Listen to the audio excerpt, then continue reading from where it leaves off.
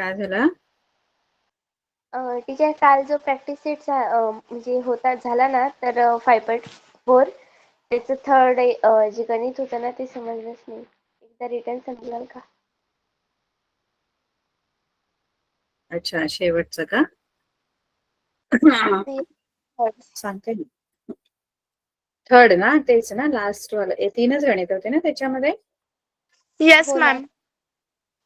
Last.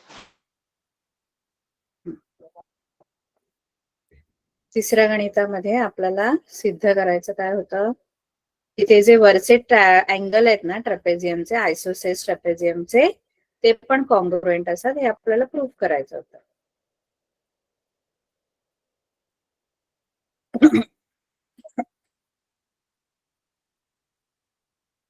Ma'am आपलं part 1 चालू आहे की पार्ट 2? कारण मी मागच्या लेक्चरला होता ना. पार्ट 1चा आपला एक धडा झालाय ना, रेशो अँड प्रपोर्शन झाला, आणि पार्ट 2चा आता आपला हा धडा होईल. पार्ट 1चा लिनियर इक्वेशन, सायमल्टेनियस इक्वेशन आहे ना तुम्हाला, 5वा धडा. लिनियर इक्वेशन्स परीक्षेला 2-2 धडे असणार ना आता तुम्हाला. हा, linear equation in 2 variable. Yes teacher. तो एक धडा असेल त्याच्यात 2-4. आणि पार्ट 2 मध्ये पॅरलेलोग्राम आणि कोणता आहे अजून? टीचर त्याचे सर्कल. सर्कल असेल ना? हो टीचर, सर्कल. पार्ट 2 चे 3 आहे. यस मॅम, वाटतंय टीचर. पार्ट 2 चे 3 लेसन आहे. काय बोलताय? हो टीचर, म्हणजे असं वाटतं की 7th चॅप्टर आहे ना, तर त्याचे पण म्हणजे क्वेश्चन विचारले जातात 2-3-4 एक मार्काचे तरी. टीचर मॅथ पार्ट 1 शिकवताय की 2? 2 आहे. आपण आता 2 शिकतोय. यस 2 आहे. आता आपलं हे मॅथ्स 2 आहे ना मुलांना.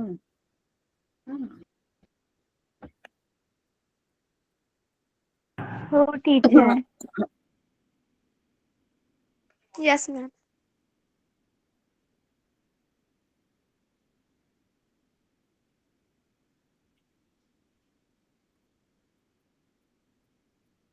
इथे आपल्याला ही आकृती आहे, स्क्रीन दिसते सर्वांना?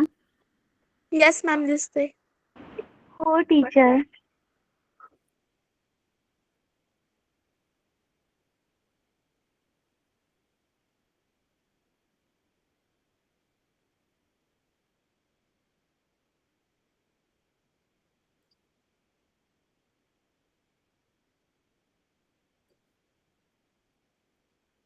त्याच्यामध्ये तुम्हाला काय प्रूफ करायचं होतं याच्यामध्ये, की जे वरचे 2 अँगल आहेत ना ते कॉन्ग्रुएंट आहेत, हे प्रूफ करायचे. कोणते वरचे 2 अँगल? या ट्रॅपेझियम मध्ये, हा आयसोसेस ट्रॅपेझियम आहे, समद्विभुज समलंब चौकोन आहे, आणि याच्यामध्ये आपल्याला वरचे 2 म्हणजे हे 2 कोन कॉन्ग्रुएंट प्रूफ करायचे होते. त्यांची नावं काय आहेत? कोन ABC, एकरूप कोन DCB, असं आपल्याला प्रूफ करायचंय. बरोबर आहे? Yes ma'am. है ना? ABC आणि DCB कॉन्ग्रुएंट आहेत, हे आपल्याला प्रूफ करायचं. आता हे वरचे 2 अँगल प्रूफ कसे करायचे? त्याच्यासाठी बेस अँगल ऑलरेडी कॉन्ग्रुएंट आहेत हे आपल्याला माहित आहे. जे जर तो आयसोसेस ट्रॅपेझियम आहे,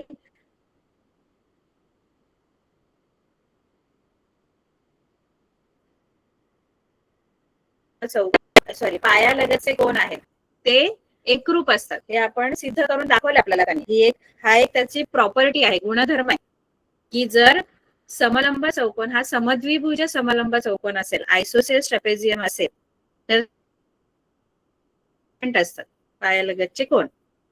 म्हणजे कोणते 2 कोन? नावं सांगा त्यांची. पायालगतचे कोन कोणते?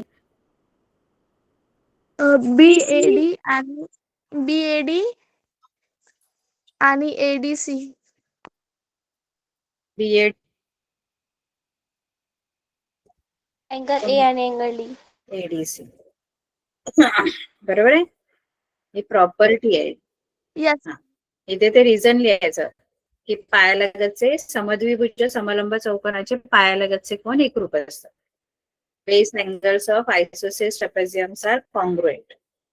आता हे घेतल्यानंतर आपण काय घेतलं बरं? आपण काय घेतल्या? दोन लगतच्या कोनांच्या ज्या किंवा आंतरकोनांच्या ज्या जोड्या आहेत, ज्या पूरक आहेत त्या घेतल्या. मग पूरक कोन कसे बनतात? म्हणजे हा आपला समलंब चौकोन असल्यामुळे पूरक कोन असे हे दोनच पूरक असतात. ही एक जोडी आणि ही एक जोडी. म्हणजे या दोघांची जोडी आणि या दोघांची जोडी पूरक असते. मग त्यांच्या जोड्या घ्यायच्या. ते दोन कोन घ्यायचे. एक ए आणि बी ही एक जोडी आणि सी आणि डी ची जोडी ही पूरक असणार. सांगितलेलं की नाही काल की ते दोन ही एकच जोडी समांतर असल्यामुळे ते आंतरकोन पूरक असतात. मग त्या जोड्या पूरक कोनांच्या घ्यायच्या. मग मी काय घेणार? एक एबीसी म्हणजे हा कोन एबीसी आणि हा कोन ए. एक कोनाचं नाव मी कोन बीएडी लिहिते. बरोबर? हे 180. बीसीडी हा दुसऱ्या जोडी देणार ना. ही आधी आपली पहिली जोडी आहे पूरक कोनांची, एबीसी आणि बीएडी. बरोबर? Yes ma'am. Yes teacher. इथे ऍडजसेंट अँगल लिहा किंवा इंटेरियर अँगल्स लिहा. दुसरी जोडी कोणती? बीसीडी आणि बीसीडी आणि एडीसी.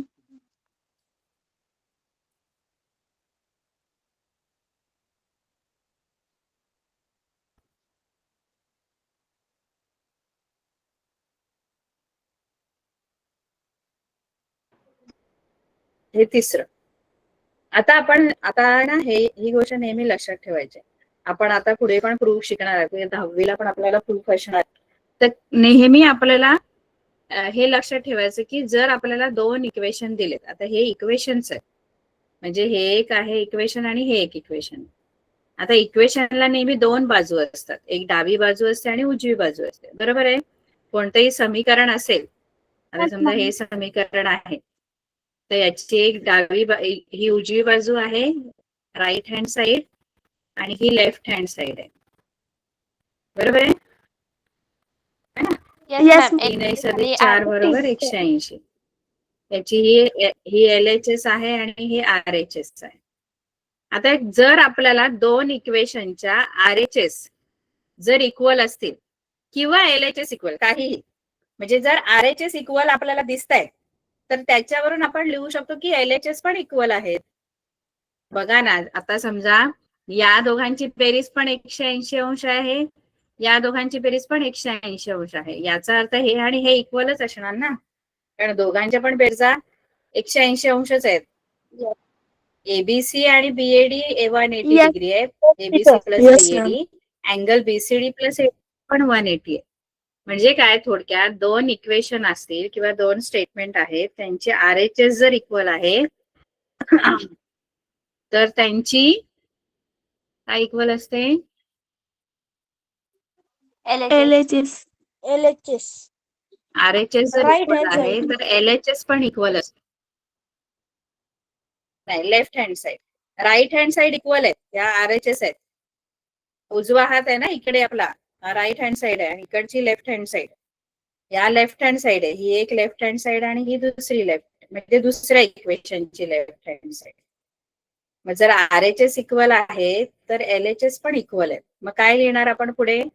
LHS इक्वल लिहिणार, म्हणजे ही LHS इक्वल टू ही LHS, म्हणजे angle ABC plus angle BAD is equal to आता 180 लिहायचं नाहीये आपल्याला. ह्या दोन LHS जे आहेत 180 नाही लिहायचं. आता RHS इक्वल आहेत 180 म्हणून LHS is equal to LHS पण इक्वल होणार.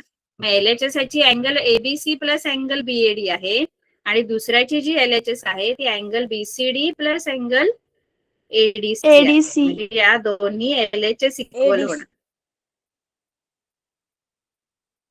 कारण दोन्ही 180 आहेत. त्या दोन्ही 180 असल्यामुळे त्या इक्वल होतात.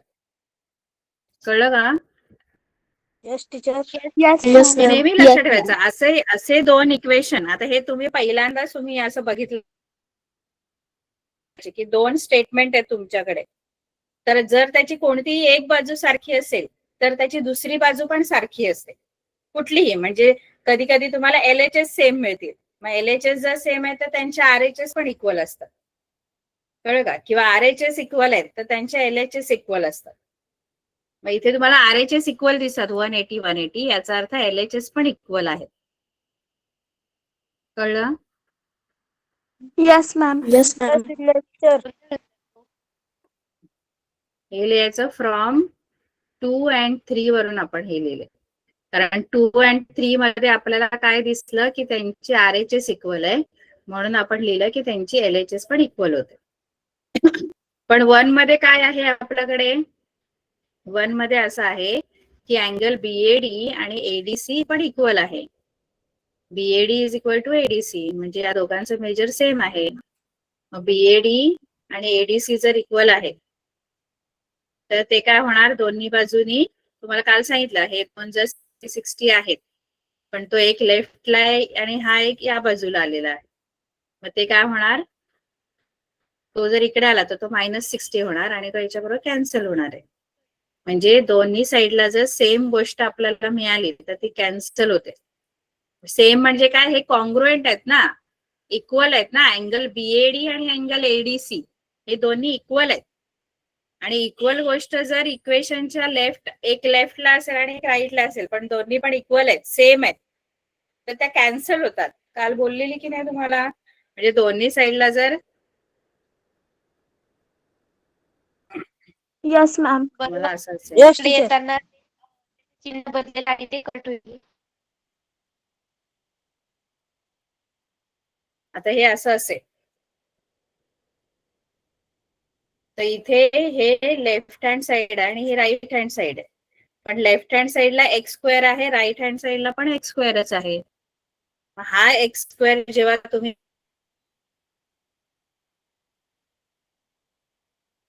इकडे आणता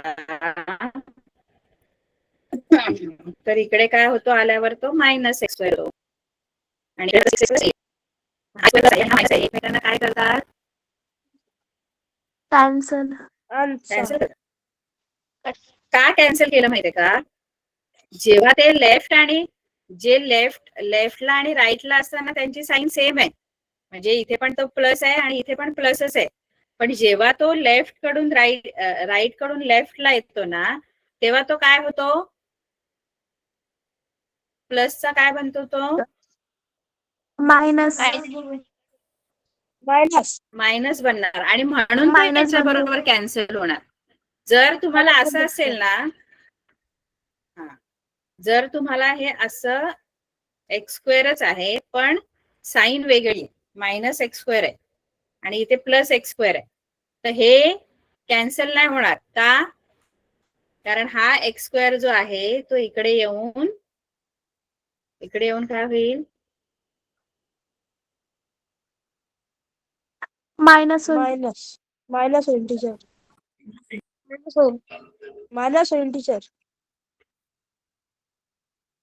अरे हा मायनसच आहे इकडे, राईटला तो मायनस आहे, त्याला जर लेफ्टला आणला आपण त्यांना प्लस होईल टीचर.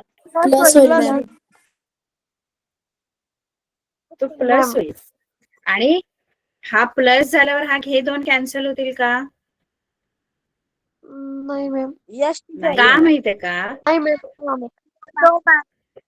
कारण आता ह्याची साईन त्यांची sign काय होती? एकसारखीच आहे. टर्म जरी सेम तरी ह्याची साईन आता निगेटिव्ह आहे, त्यामुळे इकडे आल्यावर ती पॉझिटिव्ह होणार.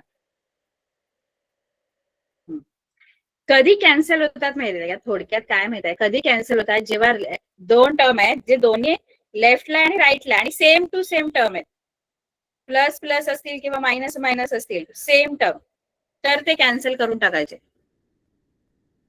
कळलं का? हा सेम टर्म आहे x² दोन्ही पण प्लस प्लसच आहेत, तर ते कॅन्सल होणार. कारण हा प्लस इकडे आल्यावर काय होणार आहे?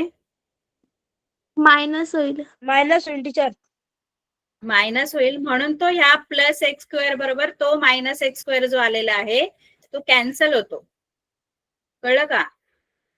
म्हणून ते आपण आधीच कॅन्सल ma'am. करून टाकायचे. जर सेम इक्वल टर्म जर तुम्हाला लेफ्ट आणि राईटला असतील, सेम टर्म जर तुम्हाला एक लेफ्टला आहे आणि एक राईटला आहे तर ते कॅन्सल करायचे. सेम टर्म तसेच्या तसे, साइन पण तीच पाहिजे तर ते कॅन्सल होतात. कळलं? मग इथे पण Yes, दोन ma'am. इक्वल टर्म आहेत. अँगल बीएडी आणि अँगल एडीसी हे सेम इक्वल कॉन्ग्रुएंट टर्म्स आहेत आणि हे दोन्ही पण अपोजिट साइडला आहेत. एक लेफ्ट साइडला बीएडी आहे आणि एडीसी कोणत्या साइडला आहे? राईट राईट साइडला. साइड. राईट साइडला. आणि ते दोन्ही इक्वल आहेत. ते दोन्ही इक्वल आहेत त्यामुळे ते कॅन्सल होणार. आणि मग राहिलं काय? ABC आणि BCD. राहिलं इकडे angle ABC is equal to D. Equal आहे. हेच आपल्याला प्रूफ करायचं आहे. बघा, एबीसी आणि डीसीबी आहे. हा डीसीबी आणि बीसीडी एकच अँगल आहे ना. डीसीडी आणि डीसीबी एकच आहे. आपल्याला प्रूफ मध्ये डीसीबी दिले, पण डीसीबी आणि बीसीडी वेगळे वेगळे आहेत का अँगल? No. एकाच teacher. अँगलचं नाव आहे ते. Teacher. एकच आहे ना. बीसीडी लिहा किंवा डीसीबी लिहा. कळलं? Yes, teacher. Yes, ma'am. Yes, कळलं मॅम. फक्त आपल्याला जे proof आहे डीसीबी नाव असेल तर डीसीबी लिहा. हे प्रूव्ह होतं. ठीक आहे? Yes, ma'am. Yes, ma'am.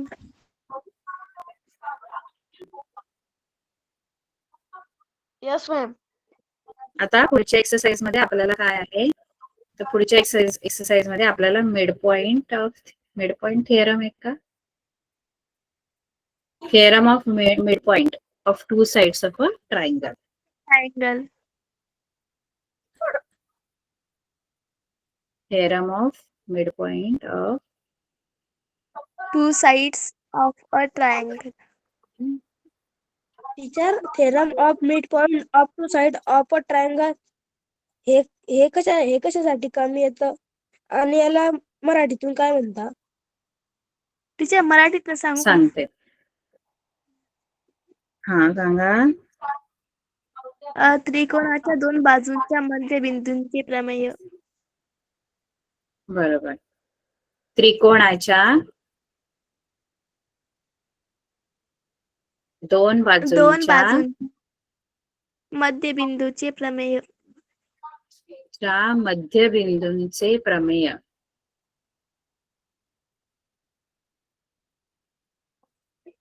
म्हणजे theorem of midpoints of Midpoint to sides of a two triangle. sides of a triangle.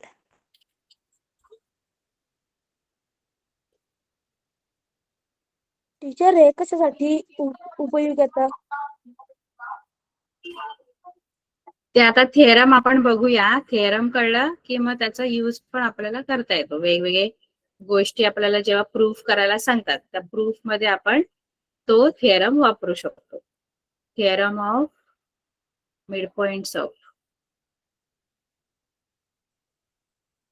To sides of a triangle. म्हणजे काय थिअरम काय ते नीट समजून घ्या. थिअरम समजून घ्या. बघा, आता समजा एखादा त्रिकोण आहे, ट्रायंगल आहे ना. ट्रायंगल मध्ये आता हा समजा त्रिकोण एबीसी आहे, तर या त्रिकोण एबीसी मध्ये दोन बाजूंचे मी मध्यबिंदू घेतले. आता तीन बाजू आहेत एकूण. एक एबी आहे, बीसी आहे, एसी आहे.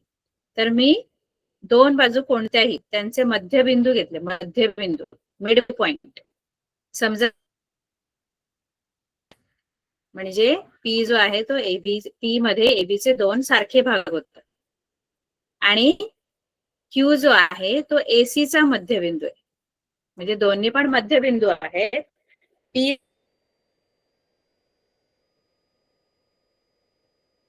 जो आहे तो AB चा मध्यबिंदू आहे. Point P is the mid point of A B AB. A B आणि पॉइंट Q जो आहे तो काय आहे? Mid point of AC. Q जो आहे तो AC चा मिड पॉइंट आहे आणि P जो आहे तो AB चा आहे. ए बी चा आता आपलं थिअरमचं नाव काय आहे? Theorem of midpoints of point of two side of a theorem of triangle. Midpoints of two sides of a triangle. मग आता आपण मिड पॉइंटच घेतले ना दोन साइडचे, मिड पॉइंट घेतले दोन साइडचे, तर मिड पॉइंट जर असतील तर काय, हे आपल्याला कळलं की दोन बाजूंचे हे मध्यबिंदू आहेत.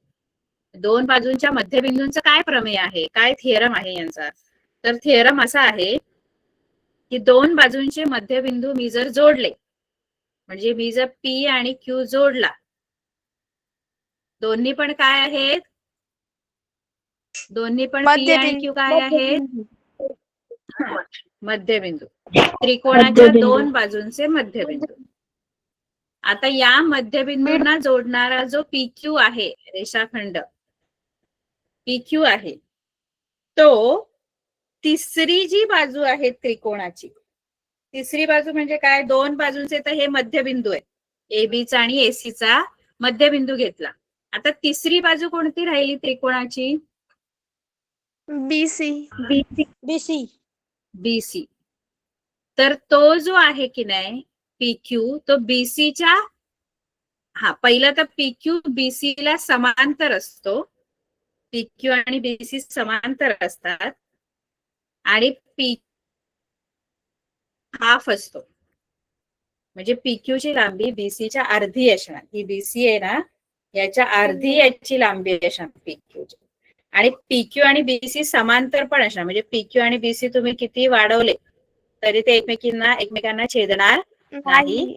आणि PQ ची लांबी ही BC च्या हाफ असते. म्हणजे BC ची जर 8 असेल तर PQ ची लांबी किती असणार? 4 असणार. 4 असणार मॅम. 4 असणार है ना. आता समजा इथे मी एक आणखी मिड पॉइंट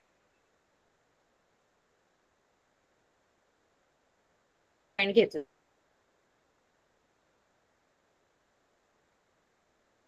BC चा पण मी मिड पॉइंट घेतला R. आता दोन बाजूच्या मध्यबिंदूंना जोडणारा रेषाखंड PR. बरोबर आहे? Yes ma'am. PR पण, कारण P चा मिड पॉइंट आहे आणि R BC चा आहे. मग या PR बद्दल तुम्ही काय सांगाल? PR कसा असणार? जसं PQ बद्दल आपण सांगितलं तसं PR जो आहे तो पण मध्यबिंदूंना जोडणारा रेषाखंड आहे. तर हा PR कोणाला समांतर असेल आणि कोणाच्या अर्धा लांबीचा असेल? PR कोणाच्या हाफ असेल आणि कोणाला पॅरलल असेल, समांतर असेल? PR जर AC च्या हाफ असेल,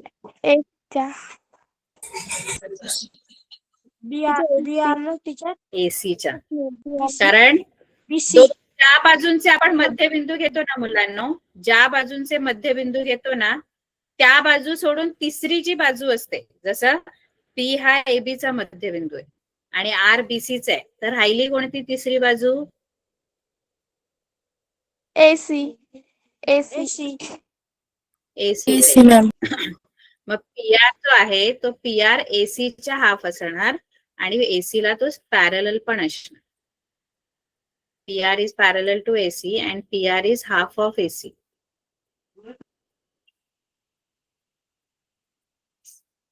आणि जर मी QR जोडलं तर QR पण तर मध्यबिंदूंना जोडणारा रेषाखंड होईल, कारण Q AC चा मध्यबिंदू आहे आणि R BC चा आहे.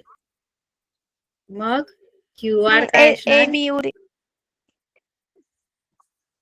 हा, AB उरेल. मग QR AB AB ला च्या समांतर असेल आणि QR जो आहे तो AB च्या हाफ असतो. हाफ असेल. कळलं? Yes teacher. Yes ma'am. हे आपल्याला थिअरम आहे. Yes ma'am. कळलं. ठीक. आता आपल्याला मिड पॉइंट थिअरम कळलं. आता आपल्याला याचा कॉन्व्हर्स बघायचंय. काय बघायचंय? कॉन्व्हर्स. याचा पण आपल्याला वापर करायचा आहे. Converse of mid point converse of mid point theorem. Converse of mid point व्यत्यास शिकायचा. मध्यबिंदूच्या प्रमेयाचा व्यत्यास.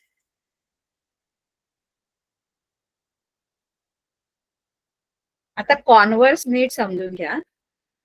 आता थिअरम काय आहे? थिअरम असा आहे की दोन बाजूंचे मध्यबिंदू जर आपल्याला दिले,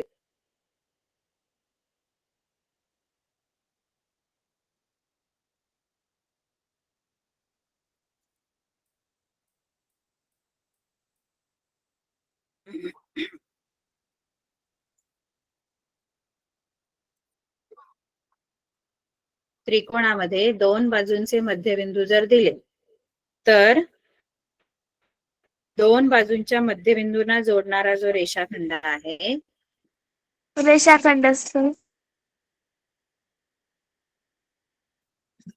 तो तिसऱ्या तो तिसऱ्या बाजूला बाजूला समांतर असतो. म्हणजे समांतर दोन असतो. बाजूंचे मध्यबिंदू दिले. तर एबी जो आहे तो क्यूआर ला समांतर असणार आणि त्याच्या निम्म्या लांबीचा असतो. Half of QR. तिसऱ्या बाजूला समांतर आणि तिसऱ्या बाजूच्या निम्म्या लांबीचा असतो तो हाफ असतो. आता व्यत्यास काय सांगतो माहितीये का आपल्याला? व्यत्यास असं सांगतो की जर त्रिकोणाच्या, हा त्रिकोण आहे एबीसी,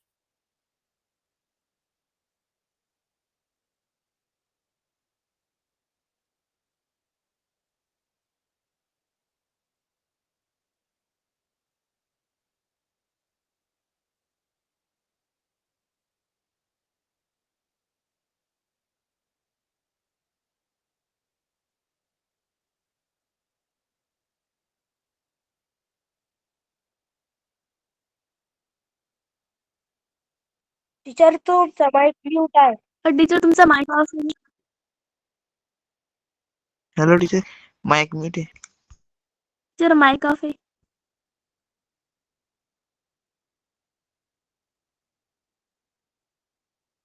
टीचर तुमचा ना माईक ऑफ आहे.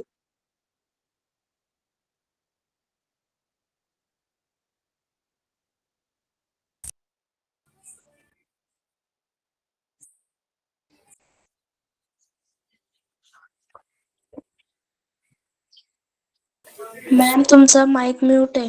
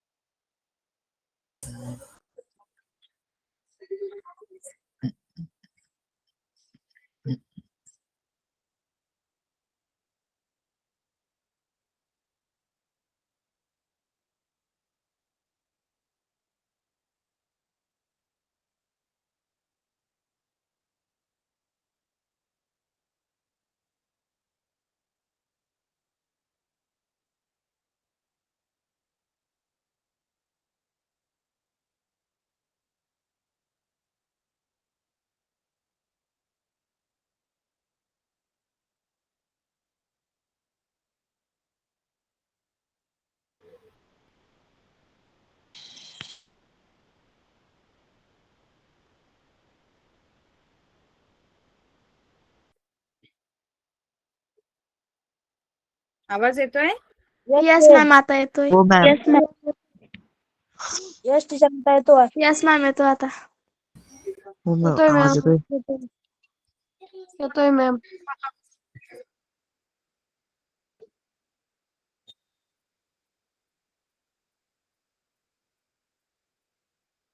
आता येतोय?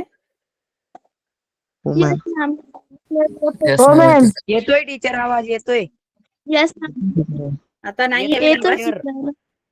हो मॅम, येतोय. येतोय मॅम आवाज. येतोय. येतोय टीचर, Yes, येतोय ma'am. आवाज, येतोय. येतोय आवाज, येतोय.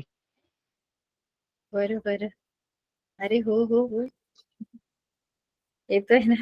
ठीक आहे. हा, तर आपण काय बघतोय? कॉन्व्हर्स बघतोय, व्यत्यास बघतोय, है ना? Yes, तर ma'am.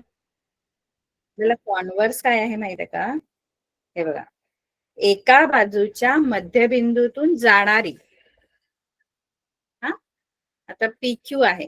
PQ ही अशी रेषा आहे किंवा असा रेषाखंड आहे जो त्रिकोणाच्या एका बाजूच्या मध्यबिंदूतून जातो. आपण व्यत्यास बघतोय.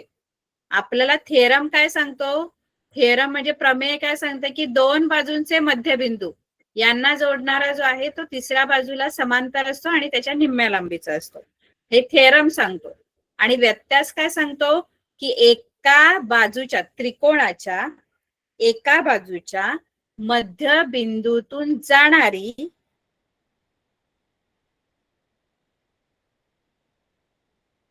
म्हणजे ही PQ ही अशी आहे एका बाजूच्या मध्यबिंदूतून जाते, म्हणजे P मधून जाते. P हा काय आहे? AB चा काय आहे? Mid point. PAB चा काय आहे? Mid point. मिड पॉइंट आहे. आणि ती P मधून जाणारी जी PQ आहे ना, ही दुसऱ्या बाजूला समांतर आहे. दुसरी बाजू म्हणजे कोणती घ्यायची? AC तर नाही असू शकत, कारण AC ला ती छेदते. मग कोणत्या बाजूला समांतर आहे ती? BC. BC. BC. BC ला. BC. मग जर असं असेल कसं असेल? त्रिकोणाच्या एका बाजूच्या मध्यबिंदूतून जाणारी म्हणजे ABच्या मध्यबिंदूतून जाणारी, P मधून जाणारी दुसऱ्या बाजूला समांतर आहे, म्हणजे BC ला समांतर जर असेल तर ती रेषा म्हणजे PQ ही तिसऱ्या बाजूला दुभागते. तिसरी बाजू कोणती राहिली आता? तिसरी बाजू कोणती राहिली? AC. AC. AC ला ती दुभागते म्हणजे काय? AC ला दुभागते म्हणजे Q पण AC चा काय बनतो?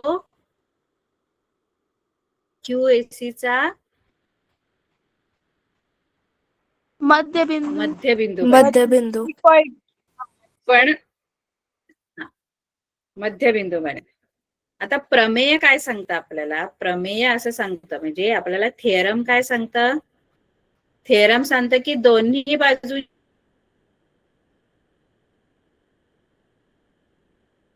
मध्यबिंदूतून जाणारी दोन्ही बाजूचा मध्यबिंदू दिलेला असतो, तिसऱ्या बाजूला समांतर असते, समांतर आणि निम्म्या लांबीचे असते. बरोबर आहे? Yes ma'am. Yes teacher. Yes, ma'am. दोन्ही बाजूच्या मध्यबिंदूतून जाणारी जी रेषा आहे ती तिसऱ्या बाजूला समांतर आणि निम्म्या लांबीची असते. आणि व्यत्यास काय सांगतो आपल्याला? व्यत्यास असं सांगतो की जर हे जर आहे आणि हे तर आहे, तर जर मध्ये काय आहे? जर मध्ये एका बाजूच्या मध्यबिंदूतून जाणारी आणि दुसऱ्या बाजूला काय? समांतर असणारी पॅरलल. समांतर असणारी, पॅरलल असणारी, दुसऱ्या साईडला पॅरलल असेल तर ती तिसऱ्या बाजूला काय करते? दुभागते. तिसऱ्या बाजूला दुभागते. बायसेक्ट करते थर्ड साईडला.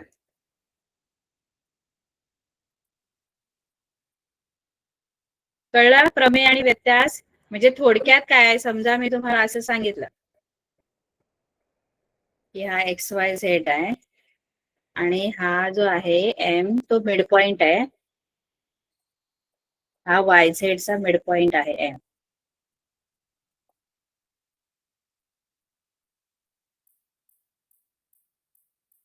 आणि ही MP जी आहे, MP समजा XZ ला पॅरलल आहे आणि M जो आहे पॉइंट आहे, मिड पॉइंट ऑफ YZ. मग या दोन गोष्टींवरून तुम्ही काय सांगाल? जर M मिड पॉइंट आहे आणि MP XZ ला पॅरलल आहे तर तुम्ही काय सांगाल याच्यावरून? तर काय मिळेल आपल्याला? अं, जर असं असेल, जर एम मिड पॉइंट आहे कशाचा? वाय झेडचा. YZ चा वाय झेडचा YZ चा आणि एमपी म्हणजे एका बाजूचा मध्यबिंदू आहे एम, आणि एम मधून जाणारी जी रेषा आहे ती दुसऱ्या बाजूला समांतर आहे, म्हणजे एक्झेड ला समांतर आहे. वायझेडच्या मध्यबिंदूतून जाते आणि एक्झेड ला समांतर आहे. तर तिसऱ्या बाजूला म्हणजे कोणत्या बाजूला? XY तिसरी बाजू कोणती राहिली? XY XY XY. मग XY ला ही जी रेषा आहे एमपी जी आहे तर ते दुभागते XY ला दुभागे दुभागते याचा अर्थ काय होतो? हा पी जो आहे की नाही, हा पी XY चा काय म्हणतो?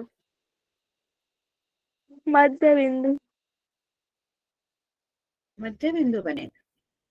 तर पी हा मिड पॉइंट बनतो. म्हणजे दुभागते याचा अर्थ काय? दुभागते म्हणजे दोन सारखे भाग करते. रेषा जर XY ला दुभागते याचा अर्थ पी काय असायला पाहिजे? ही एमपी जर XY ला दुभागते, दोन सारख्या भागांमध्ये विभाजित करते, याचा अर्थ पी मिड पॉइंट आहे. कळते का? दुभागते याचा अर्थ यस ती एमपी जिथे जाऊन XY ला भेटेल पी मध्ये, तिथे त्याचे दोन सारखे भाग होणार. म्हणजे जर तुम्हाला असं दिलं असेल ना की एका बाजूचा मध्यबिंदू आहे आणि दुसऱ्या बाजूला ती समांतर आहे, तर आपण लिहू शकतो की P is the mid point of XY. कळते की नाही? XY XY yes ma'am yes ma'am. टीचरकडे कळलं ना? Yes ma'am. यस मॅम कळालं इथे ए मिड पॉइंट आहे PR चा. A is the mid point of PR. आणि AB इज पॅरलल गरजेचं आहे का? तर मग काय सांगू शकतो आपण?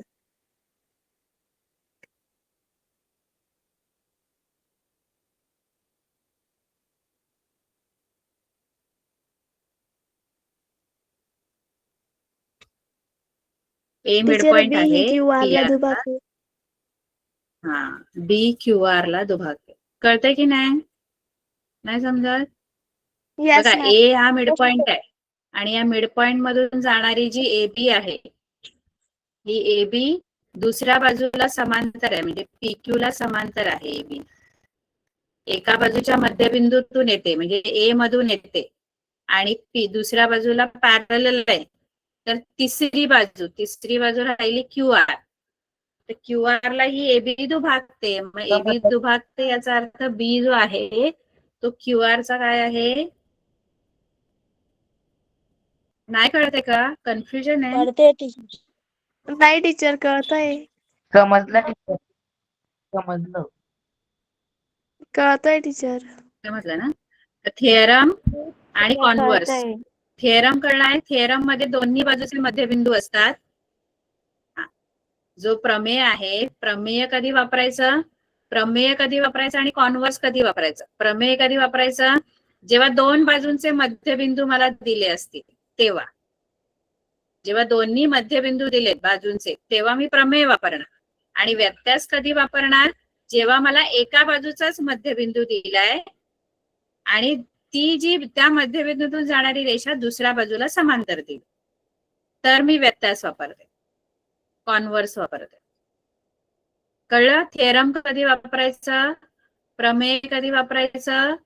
जेव्हा त्रिकोणाच्या दोन बाजूंचे मध्यबिंदू मला दिले असतील, यस मॅम दोन बाजूंचे मध्यबिंदू दिले असतील, तर प्रमेय वापरायचं. आणि व्यत्यास कधी वापरायचं? जेव्हा एकाच बाजूचा मध्यबिंदू दिलाय असेल त्याला आणि दुसऱ्या बाजूला ती मध्यबिंदूतून जाणारी रेषा दुसऱ्या बाजूला समांतर दिली असेल, तर मग आपण व्यत्यास वापरतो.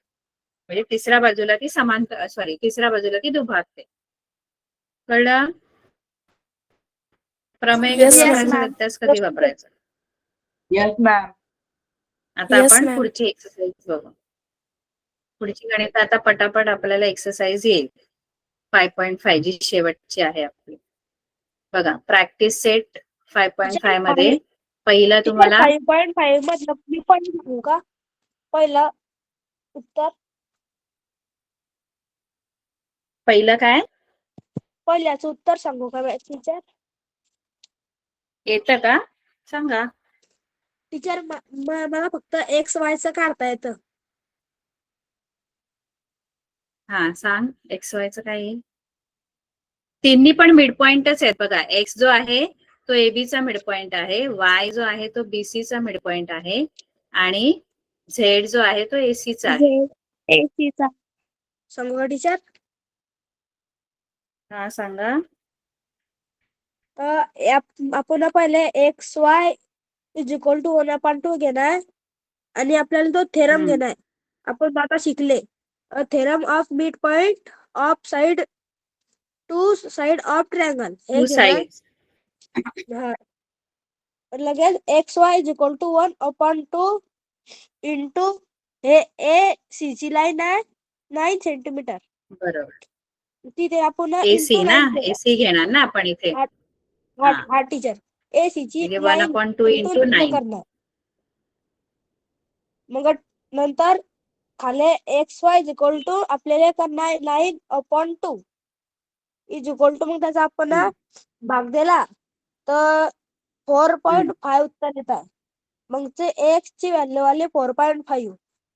XY ची बरोबर. Sorry teacher. तसंच बाकीच्यांच्या पण बरोबर आहे. तसंच बाकीच्यांच्या पण YZ ची काय येईल? YZ पण तर मध्यबिंदूंना YZ जोडणारा ची? रेषाखंड आहे. तिन्ही पण तर मध्यबिंदूंना जोडणारे ते रेषाखंड आहेत. YZ आपण इथे थेरम वापरणार आहे. YZ पण दोन्ही पण मिड पॉइंट ना जोडणारच आहे. Y हा BC चा मिड पॉइंट आहे आणि Z AC चा आहे. मग YZ ची लांबी कशी असणार? YZ ची लांबी 5 सेंटीमीटर. कोणाच्या हाफ असणार? नाही. YZ जो आहे तो कोणाच्या तरी हाफ असणार ना, कारण YZ हा मध्यबिंदूंना जोडणारा रेषाखंड आहे. मग तो तिसऱ्या बाजूला समांतर असतो आणि तिसऱ्या बाजूच्या निम्म्या लांबीचा असतो. AC च्या. AC नाही, AC च्या निम्म्या लांबीचा असेल YZ. नीट बघा आकृती. YZ असा आहे हा बघा. YZ मध्ये BC. नाही टीचर AB च्या. AB च्या मॅम AB. टीचर AB च्या. बघा तुम्हाला काय सांगितलं मी. BC. नाही मुलांनी, थेरम म्हणून AB सांगितलं. मॅम. थेरम नीट थेरम समजलं नाही ना तर काही उपयोग नाही होणार. थेरम नीट समजून घ्या.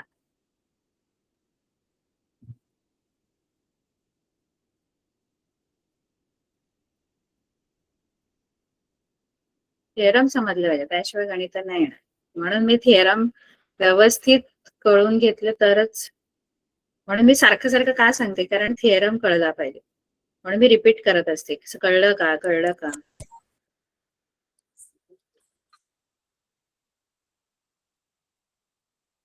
बघा ना, हे मिड पॉइंट आहेत. म्हणजे X पण मिड पॉइंट आहे, Y पण मिड पॉइंट आहे BC चा.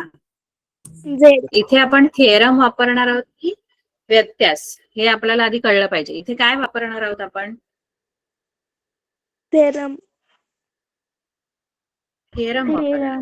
कारण बघा ना, दोन बाजूंचे जेव्हा पण तुम्हाला दोन बाजूंचे मध्यबिंदू दिले त्यांना जोडणारा रेषाखंडाचं थेरम, तिन्ही पण बाजूंचे मध्यबिंदू दिलेले आहेत. आपण इथे थेरमच वापरणार. आता YZ जो आहे, हा Z जो आहे तो AC चा मध्यबिंदू आहे आणि Y जो आहे तो BC चा मध्यबिंदू आहे. मग AC आणि BC चे मध्यबिंदू जोडणारे जे आहेत ते तिसऱ्या बाजूला समांतर पाहिजे आणि तिसऱ्या बाजूच्या निम्म्या लांबीचे पाहिजे ना, तो ZY किंवा YZ. कारण वाय जो आहे तो बीसीचा मध्यबिंदू आहे, म्हणजे बीसी नाही घेणार आपण. झेड जो आहे तो एसीचा मध्यबिंदू आहे, म्हणजे एसी पण नाही घेणार आता. बरं राहिली कोणती तिसरी बाजू? दोन AB. मध्यबिंदू AB, जे मॅम. आहे ते एक एबी एक बीसीचा आहे मध्यबिंदू वाय. वाय जो आहे तो बीसीचा आहे आणि झेड जो आहे तो एसीचा आहे. मग राहिली कोणती तिसरी बाजू? कारण आपल्याला प्रमेय काय सांगतं की दोन बाजूंचे मध्यबिंदू जोडणारा रेषाखंड हा तिसऱ्या बाजूला, त्या ज्या मध्यबिंदू ज्यांचे आहेत त्या बाजू नाही घ्यायचे आहेत,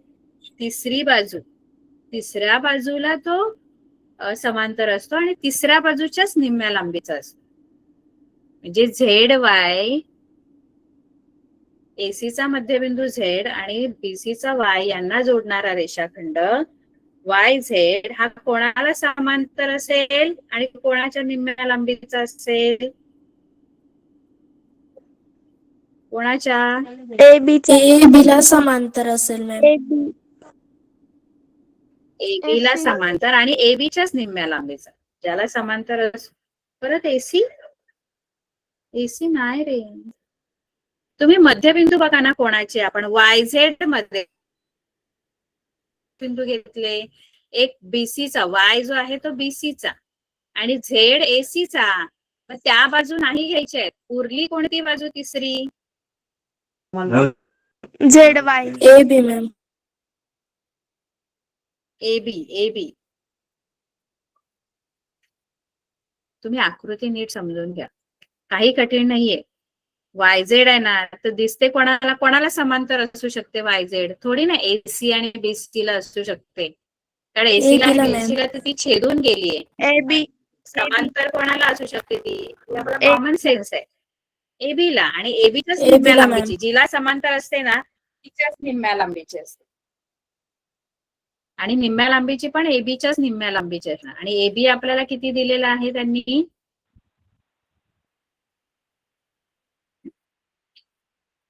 काय teacher?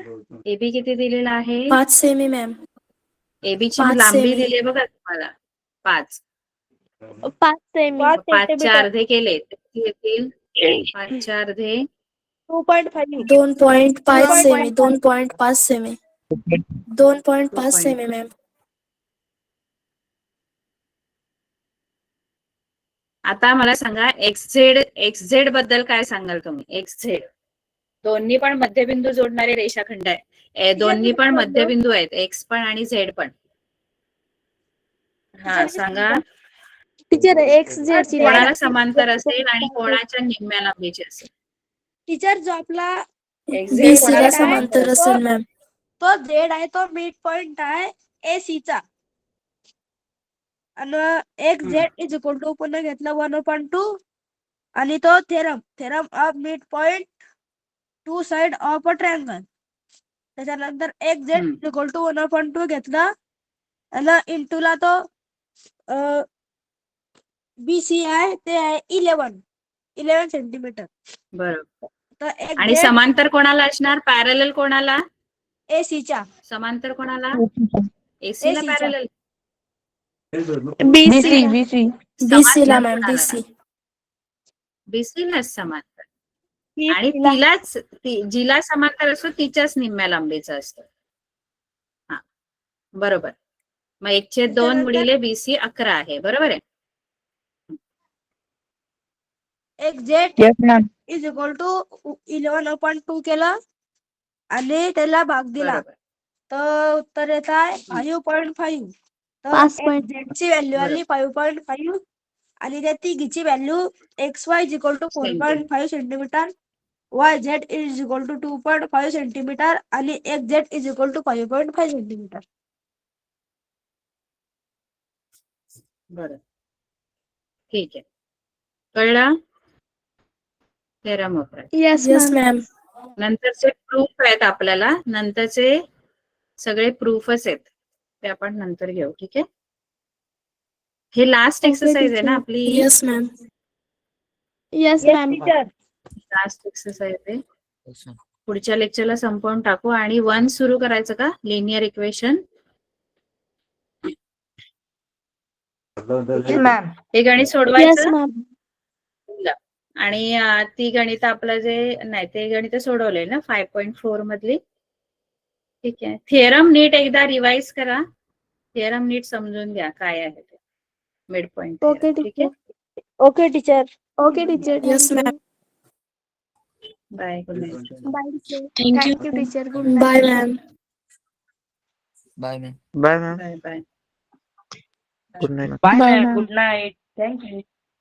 Good night ma'am. Good night ma'am. Bye ma'am. Bye ma'am. Bye ma'am. Bye.